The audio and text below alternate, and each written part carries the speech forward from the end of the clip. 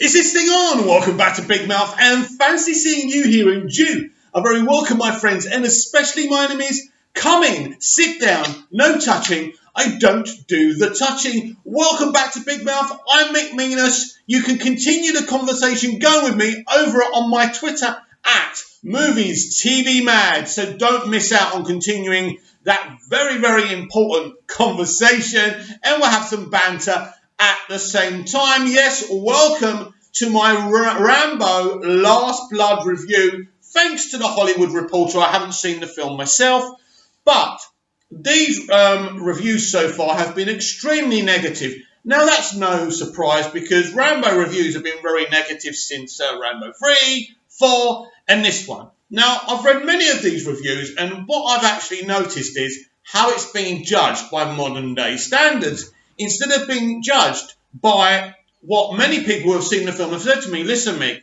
this is Stallone kicking ass. It's awesome. It's what we want. But no, they have to review it looking at it as an ordinary film. And it's a Stallone film. It's a Rambo film. And that makes it very different. And that means you have to judge it on different terms. But pundits and critics these days can't do that. So let's read this review and let's have a look.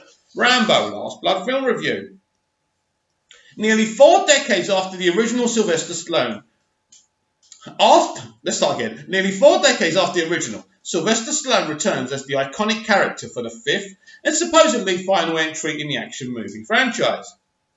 The first scene of Rambo Last Blood, there's a title you could have seen coming, features the now geriatric title character taking his medication, while the last shot shows him sitting wearily in the rocking chair on the porch of a house right out of a Norman Rockwell painting.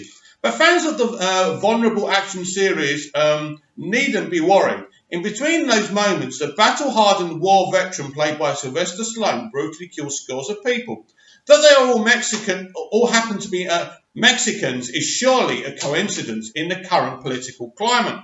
Yes, because we can't kill Mexicans in films anymore because of what Donald Trump says about Mexicans and how he's trying to keep Mexicans out of America. So this must mean that Sylvester Stallone is a racist. No, they could have been any type of people. It just happens that this film is focused on a Mexican sex ring, right? You've got to do something. Of course, they could have been white people. They could have been all Americans. Maybe they could have been, maybe they should have been. But not every film is trying to make a statement. Some films are just trying to entertain the consumer. I know! Shocking, isn't it?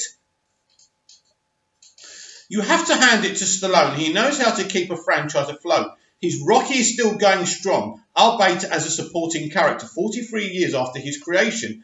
And this 5th installment in the Rambo film series arrives 37 years after the terrific original First Blood, and 11 years since the last entry in the not-so-terrific Rambo. It's but for the grace of God that we've been spared sequels to Rhinestone and Stop or My Mum Will Shoot.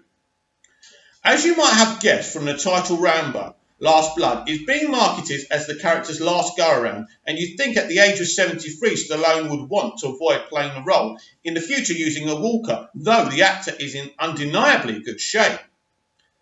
This was presumably a chance to have a thematic reckoning with the iconic character, the way that John Wayne had the good instincts to do with his final film, The Shootist. Instead, the screenplay, co-written by Stallone and Matthew Saralanik, feels utterly tossed off and generic, more resembling the pilot for a Rambo television series. Well, who knows, that could happen. Than a proper send-off. Dirty Harry got a more dignified farewell in the Deadpool, and that movie featured a chase involving a toy car. Like the Deadpool, this film is the shortest entry in the series, clocking in at a mere 89 minutes. So is that a negative because it's 89 minutes? I'm not sure. And that includes a lengthy end credit sequence featuring scenes from the previous Rambo movies, and weirdly the one you've just seen. I haven't changed, I'm just trying to keep a lid on it every day. Rambo announces early in the proceedings. No points for guessing that it won't be long before that lid pops off.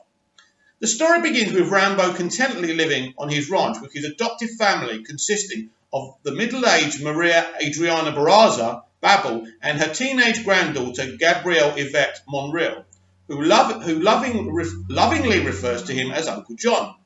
He's happily settled in a life of raising horses and a quite domesticity, although you can tell that he's still suffering from PTSD because the compound features an elaborate series of underground tunnels, because that's the sort of thing Rambo would build under his home. Actually, probably would be.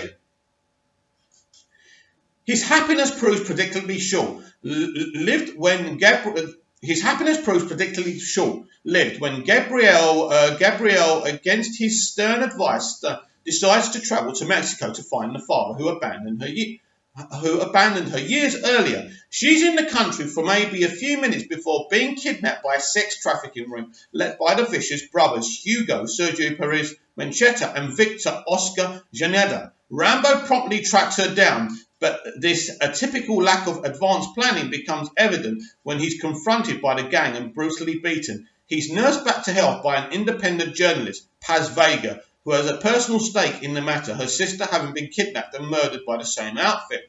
Rambo returns shortly afterward and, well, things happen, but it's essentially a preamble to the movie's final act. Seeming reason for being. He lures the surviving criminals back to his home, which he's thoughtfully cleared of both Maria and the horses. In the meantime, he's rigged up the environs with enough lethal booby traps to suggest he's been home alone far too many times. And one of the reviews tried to say this is a cross between Home Alone and a Paul Verhoeven movie, right? But that's not fair, just because there's booby traps. It's ridiculous. These people are so stupid. Except in case that bad guys don't suffer pratfalls, but rather various forms of bodily mutilation and destruction that definitely earn the film's R rating. The way they keep pursuing Rambo through the tunnels as the body count rises instead of beating a strategic retreat is unintentionally comical. No, it's not comical. Why is that comical? They want to kill him. Why would they run away? You can say that about any Rambo film. Why didn't the sheriff have the good sense just to leave Rambo alone in the end? It's a ridiculous criticism. The conclusion to the carnage proves that when Rambo promises to rip someone's heart out, you can take him at his word. You can tell that far more thought went into that final sequence, admittedly effectively orchestrated by the director, Adrian Grunberg, Get the Gringo, than the rest of the film combined. But to what end? To show that when Rambo sets his mind to it, he can come up with a Rube Goldberg type of contraptions like it's nobody's business. The character deserves better, and so does the audience. No, we don't deserve better. All we want to see is Stallone and Rambo kicking ass. We see that. Shut the F up. Right.